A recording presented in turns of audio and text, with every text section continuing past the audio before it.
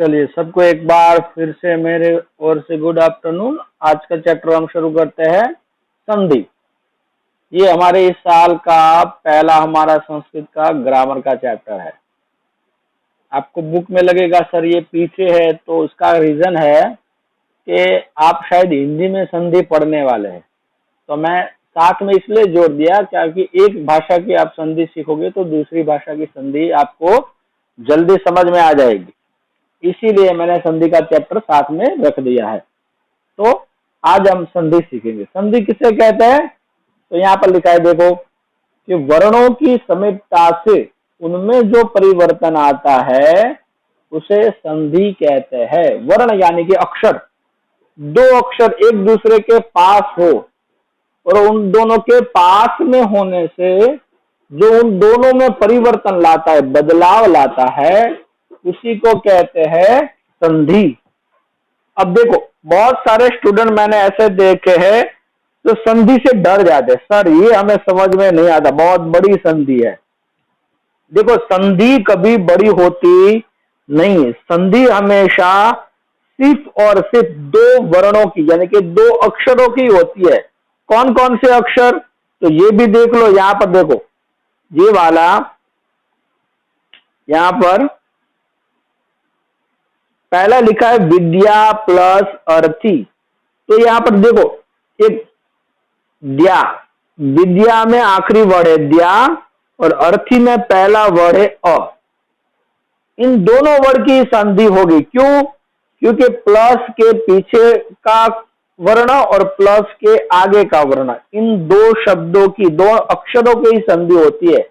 दूसरे किसी भी वर्ड में कोई ही बदलाव आएगा नहीं, तो ये हमें याद रखना है, क्योंकि संधि कभी भी दो अक्षरों से ज्यादा की होती नहीं है। अगर उसमें और ज्यादा चाहिए तो और प्लस होने चाहिए, एक से ज्यादा प्लस हो गए तो एक से ज्यादा अक्षरों की होगी। हमेशा याद रखो प्लस के आगे का अक्षर और प्लस के पीछे का अक्षर, उन दोनों में ही बदलाव आएगा और किसी भी वर्ण में यानी कि किसी भी अक्षर में कोई भी बदलाव नहीं। अब मानो कि विद्या प्लस अर्थी ये संधि हमें बनानी है, तो वी तो प्लस के आगे का आ गया है, तो वो तो प्लस के आगे नहीं है, तो वी ऐसे ही रख दो।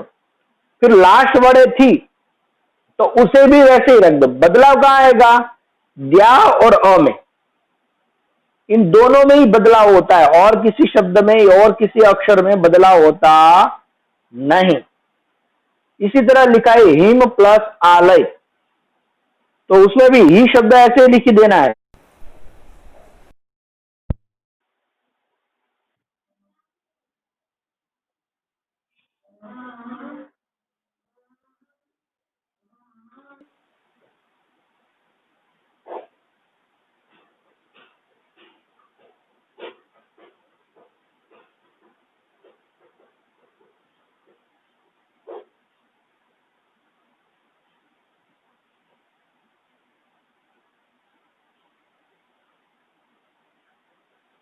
ये आगे लिखा है ही प्लस हिम प्लस आलय, तो उसमें लय ये शब्द और ही शब्द, इन तीनों अक्षरों को तो वैसे ही रखना है। बदलाव कहां आएगा? मा, म और आ में, और किसी भी अक्षर में बदलाव आएगा नहीं, ये हमें याद रखना है। तो हमेशा याद रखो कि संधि में सिर्फ और सिर्फ प्लस के आगे का अक्षर और प्लस के पीछे का अक्षर, इन दोनों अक्षरों में ही बदलाव होता है, इन दोनों में ही चेंज होता है, और किसी भी वर्ड में कोई चेंज होगा नहीं। तो हमेशा याद रखना है। जैसे कि हिम प्लस आलय, तो देखो लय ऐसे ही लिखा है, ही भी ऐसे ही लिखा, उसमें कोई बदलाव नहीं। विद्या प्लस अर्थी, तो वी और अर्थी, उसमें थी शब्द ऐसे ही लिखा है, उसमें कोई बदलाव नहीं। अब ये आपको समझ में आ गया संधि में क्या होता है, यानी कि वर्णों की समीपता, एक जैसे वर्णों की समीपता, उन दोनों का निकट होना, पास होना, और उन पास होने के कारण जो बदलाव आता है उन्हीं को कहते हैं संधि। हम बहुत सारे शब्दों की संधि ऐसे ही कर लेते, लेकिन हमें पता नहीं होता है। जैसे कि हम बोलते हैं पुस्तकालय, हम बोलते हैं लाइब्रेरी को हम क्या कहते हैं? पुस्तकालय। तो एक होता है पुस्तक और आलय यानी कि घर, पुस्तकों का घर। तो पुस्तक और आलय दो नजदीक आए इसलिए शब्द बन गया पुस्तकालय। जैसे कि हम बोलते हैं देवालय, देव और आलय तो देवालय हो गया। हम बोलते हैं विद्यालय, तो विद्या और आलय ये दोनों नजदीक आए, तो ये निकट होने के कारण ये संधि हम हमारी भाषा में चलते फिरते यूज करते ही रहते, लेकिन हमें पता नहीं होता। लेकिन अब हम सीखेंगे संधि में हम कौन कौन से शब्दों की संधि करते हैं और उनमें कौन कौन से रूल्स यानी कि नियम लगे हुए, वही देखना है। अब देखो संधि के 3 प्रकार है। कौन कौन सी संधि? स्वर संधि, व्यंजन संधि और विसर्ग संधि। स्वर संधि किसे कहते हैं? तो देखो स्वर यानी कि आपको पता है अ, आ, ई, उ, 13 प्रकार के अलग अलग स्वर, ये आप सीख चुके हो। तो जब प्लस के आगे भी स्वर हो और प्लस के पीछे भी स्वर हो, उन दोनों में जब बदलाव आए तो उसी को कहते हैं स्वर संधि। क्या? स्वर संधि। प्लस के आगे भी स्वर और प्लस के पीछे भी स्वर, दोनों तरफ जब स्वर हो तो उसी को कहते हैं स्वर संधि। व्यंजन संधि किसे कहते हैं? तो प्लस के आगे व्यंजन हो और प्लस के पीछे कोई व्यंजन हो या फिर स्वर हो, दोनों में से कोई भी हो, तो उसी को कहते हैं व्यंजन संधि। समझ में आया? जैसे कि हम बोलते हैं जगदीश, हम शब्द बोलते हैं जगदीश, तो उसमें शब्द है जगत, तो के अंदर कोई स्वर नहीं है, इस तरह से लिखा जाता है। मैं आपको बताता हूं कि मानो कि इस तरह से लिखा है जगत। देखो यहां त के नीचे मैंने हलंत की रेखा खींची है, उसके बाद आता है मानो के ईश, इस तरह से शब्द आए। तो यहां पर देखो त आधा है, त के अंदर कोई स्वर नहीं है, तो इसीलिए उसे व्यंजन कहा जाएगा। अगर त पूरा होता तो वो स्वर होता। नहीं, यहां पर सिर्फ त आधा है, हलंत है, इसलिए उसे व्यंजन कहा जाएगा और उसके पीछे ई आया, तो यहां पर त के स्थान पर नियम के कारण द बोला जाता है और ई उसमें मिल जाएगी, इसलिए हम शब्द क्या बोलते हैं? जगदीश। क्या बोलते हैं? जगदीश। और उसकी संधि जब अलग करें तो होता है जगत प्लस ईश। इसी तरह से हम बोलते हैं जगदम्बा, तो जगत प्लस अंबा। हम बोलते हैं ना सदगुरु, तो सत प्लस गुरु, सत प्लस गुरु, तो उसी को हम बोलते हैं सदगुरु। तो ये याद रखना। व्यंजन संधि किसे कहते हैं? कि प्लस के आगे कोई व्यंजन हो और उसके पीछे कोई भी स्वर हो या फिर व्यंजन हो, उससे कोई फर्क पड़ता नहीं, लेकिन प्लस के आगे व्यंजन होना चाहिए, तब व्यंजन संधि होता है। फिर होती है विसर्ग संधि। विसर्ग संधि किसे कहते हैं? तो विसर्ग संधि मानो कि इस तरह से शब्द आए, मानो कि यहां पर लिखा है धनु, यहां पर विसर्ग आना चाहिए, विसर्ग प्लस यहां पर हम लिख दे, यहां पिच प्लस के पीछे स्वर आए या व्यंजन आए, उससे कोई फर्क पड़ता नहीं, इस तरह से। तो यहां पर देखो एक विसर्ग है, धनु प्लस विद्या, तो इसको हम शब्द बोलते हैं धनुर्विद्या। तो प्लस के आगे जब पहला विसर्ग हो तो उसी को कहते हैं विसर्ग संधि। समझ में आया? व्यंजन किसे कहते हैं आपको पता है, विसर्ग किसे कहते हैं वो भी आपको पता है, और स्वर किसे कहते हैं वो भी आपको पता है, लेकिन स्वर संधि किसे कहते हैं?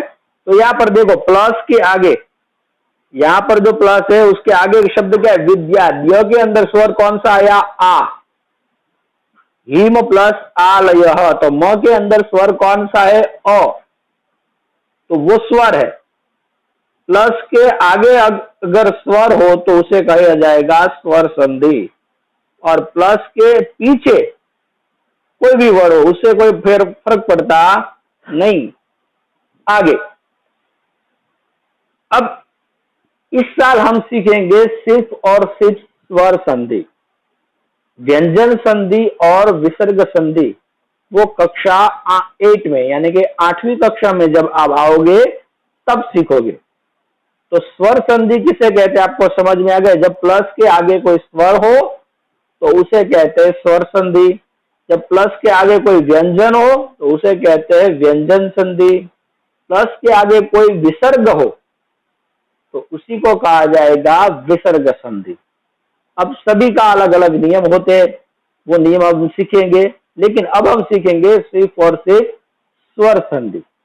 तो पहला नियम उसका, अब मैं ऐसा करिए आप सब लोग बुक और पेन लेके बैठिए, मैं यहां से आपको नियम बताऊंगा, वो नियम आपको नोटबुक में लिखने हैं ताकि आपको सरलता से समझ में आ जाए।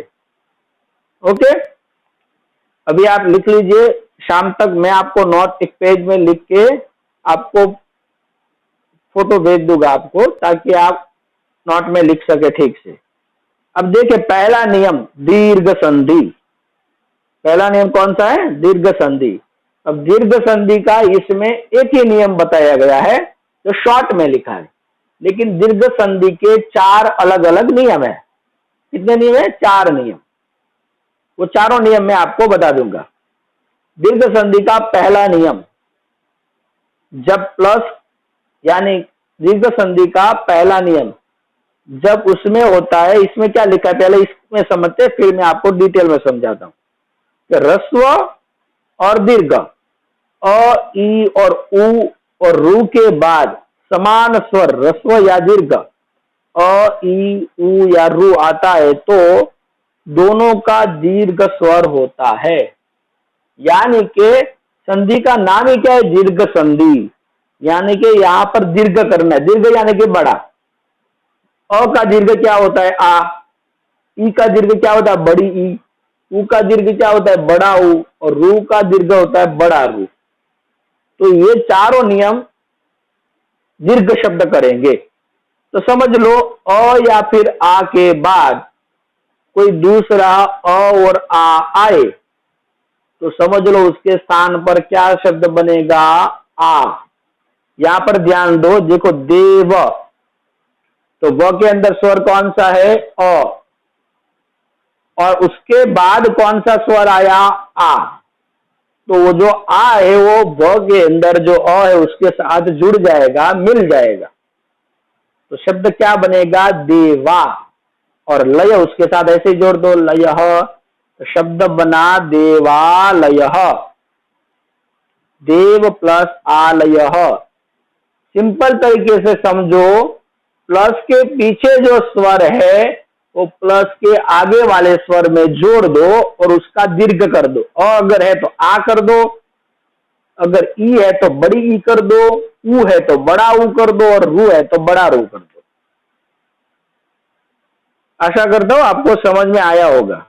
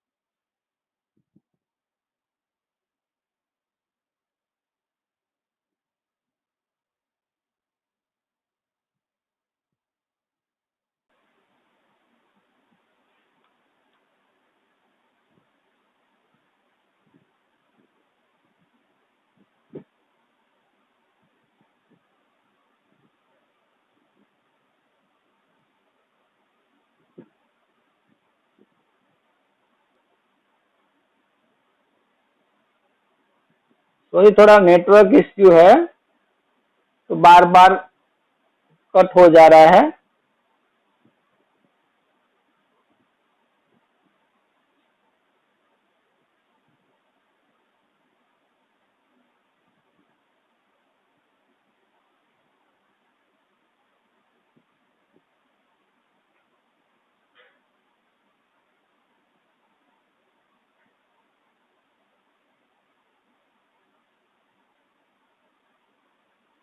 हाँ मैं देख रहा हूँ, नेटवर्क इश्यू है इसलिए ऐसा हो रहा है।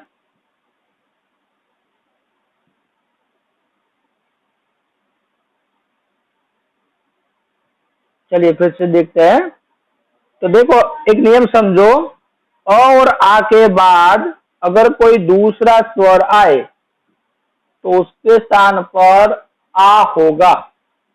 जैसे कि देव प्लस आलय, तो देव व के अंदर स्वर कौन सा है? अ, और उसके बाद आया आ, तो वो आ को अ के अंदर जोड़ दो तो शब्द क्या बना? देवालय। क्या बना? देवालय। जैसे शब्द होता है, दूसरा एग्जांपल समझो, विद्या प्लस आलय, तो विद्यालय। क्या बना? विद्या प्लस आलय, तो शब्द बना विद्यालय। इसी तरह से मानो कि शब्द है पुस्तक प्लस आलय, तो पुस्तकालय, शब्द क्या बना? पुस्तकालय। दूसरा शब्द समझो, भानु सूर्य प्लस अस्ति, तो क्या बनेगा? सूर्यास्ति। सूर्य प्लस अस्ति, तो य के अंदर अ आया और दूसरा अ, तो शब्द क्या बनेगा? सूर्यास्ति। ये सारे नियम मैं आपको लिख के भेज दूंगा, तो वो आप अपने नोटबुक में लिख लेना ताकि आपको ठीक से समझ में आए। इसी तरह से उसमें देखो ख वाला, कवि प्लस इंद्र, तो कवि वी के अंदर कौन सा स्वर आया? ई, और पीछे भी ई आया, तो बड़ी ई करनी है। देखो कविंद्र, पीछे वाला ई कवि के अंदर मिला दो, और कवि वाला ई है उसे बड़ा कर दो, तो कवि इंद्र, कविंद्र, शब्द बन गया कविंद्र। जैसे कि मानो देवी प्लस इच्छा, तो देवीच्छा। प्रति प्लस इच्छा, तो हम क्या बोलते हैं? प्रतीक्षा। जैसे कि एग्जाम का शब्द है, उसमें भी संधि है, परीक्षा हम बोलते हैं ना, परि प्लस इच्छा, तो परीक्षा। आगे शब्द है भानु प्लस